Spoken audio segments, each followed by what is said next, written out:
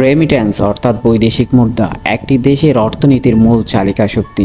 হঠাৎ যদি সেই রেমিট্যান্স কমে যায় বা বৈদেশিক মুদ্রার রিজার্ভ একটা দেশের কমে যায়, সেক্ষেত্রে কি ঘটতে পারে?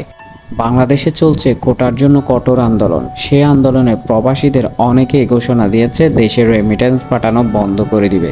আবার অনেকেই ঘোষণা দিয়েছে অবৈধ উপায়ে হুন্ডির মাধ্যমে পাঠাবে রেমিট্যান্স। গত সপ্তাহে রেকর্ড পরিমাণ এর প্রভাব দেখা গেছে বাংলাদেশের বৈদেশিক মুদ্রার রিজার্ভে।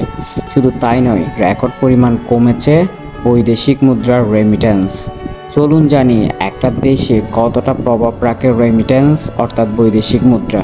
আর যদি এই বৈদেশিক মুদ্রার রিজার্ভ কমে যায় বা রেমিট্যান্স কমে যায়, সেক্ষেত্রে কি ঘটতে পারে। প্রথমত বললাম, রেমিট্যান্স মানে বৈদেশিক মুদ্রা। আর বৈদেশিক মুদ্রার রিজার্ভ একটা দেশের অর্থনীতিকে শক্তিশালী রাখে। এই ক্ষেত্রে রেমিট্যান্স আসা যদি বন্ধ হয়, দেশের অর্থনীতি অনেকটা ধসে পড়ার শঙ্কা রয়েছে। আমরা বিগত সময়ে দেখেছি শ্রীলঙ্কা, যেখানে বৈদেশিক মুদ্রার রিজার্ভ কমে যাওয়ায় কঠোর আন্দোলন এবং সেই দেশে কতটা মানবেতর জীবনযাপন করেছিল মানুষ। বৈদ্যুতিক সমস্যা থেকে শুরু করে গ্যাসের সমস্যা, অর্থাৎ আমদানিযোগ্য যত পণ্য তার সব কিছুই কমে গিয়েছিল, যার প্রভাব এবং যার কুফল ভোগ করেছে জনগণ।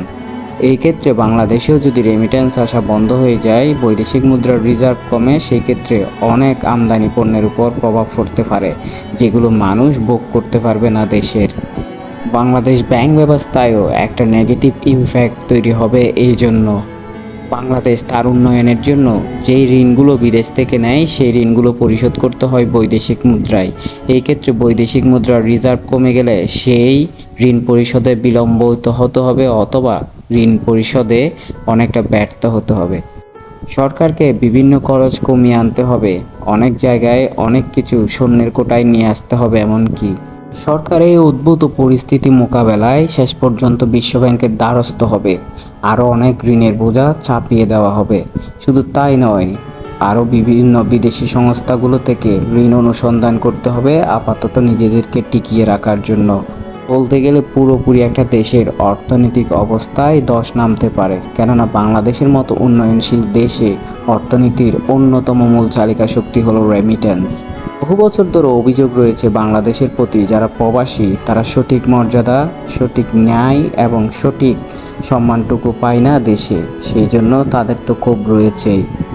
তাই বলাই চলে, নিজেদের স্বার্থে এবং নিজেদের পরিবারের স্বার্থে রেমিট্যান্স পাঠানো এবং দেশের উন্নয়নে অংশীদার হওয়া অন্যতম কাজ প্রবাসীদের ক্ষেত্রে।